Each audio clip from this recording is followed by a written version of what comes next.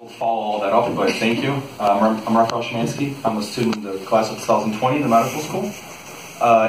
So first I want to say thank you to everyone who spoke, and thank you to Dr. Dixon. First for connecting me with this opportunity. I work with Dr. Dixon in a number of other projects, and it's just so obvious how passionate she is about helping whatever community that she's working on. You just sort of throw her into projects, and all of a sudden it works. So it's been really great to sort of follow from her leadership.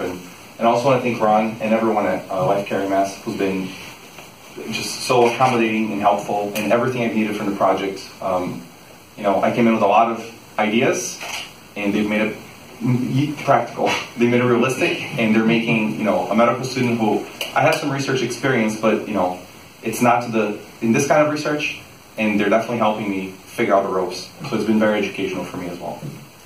And lastly, I actually want to thank Dr. Mestenberg, who's one of our associate professors in emergency medicine, Josh Mestenberg, and he's the one who I'm sort of working under more directly.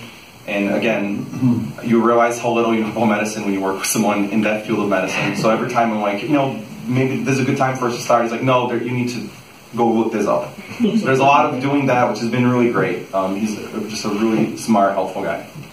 So I'll tell you a little bit about the project. So the very quick rundown is we're comparing the outcomes of mechanical CPR versus manual CPR. So mechanical CPR just being cardiopulmonary resuscitation that's done with a machine like this. This is a Lucas 2, right? No, this is the next one up. So this is it DFib Tech. Okay. Is that correct? Yep. So, okay. So that's how little I know. So now you guys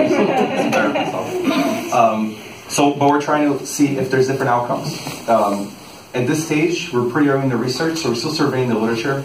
And the reason it's been important for us is because there's a lot of variability on how these studies work and what conclusions you can draw. So just to give a point of context, what we call outcome measures, which is the success rate of these different interventions, there's a lot of ways to measure that. So for instance, if someone goes in cardiac arrest and we do CPR, is a success if we can bring back circulation, like ROSC, or success if we can get them back to the hospital alive, or if they have no neurological deficits. So there's a lot of variability just with that, and as we're looking through the literature, sort of everything's been tried, and it's important to us that we're aware of those different parameters, and then we can figure out what kind of research model is going to work best for getting information, getting data to help us reach conclusions that make the most practical intervention that we can ultimately get. So this is why it's important that we do all this back research, and that's the stage we're at right now. Yeah, I think that's pretty much my summary of research. Thank you everyone for being here.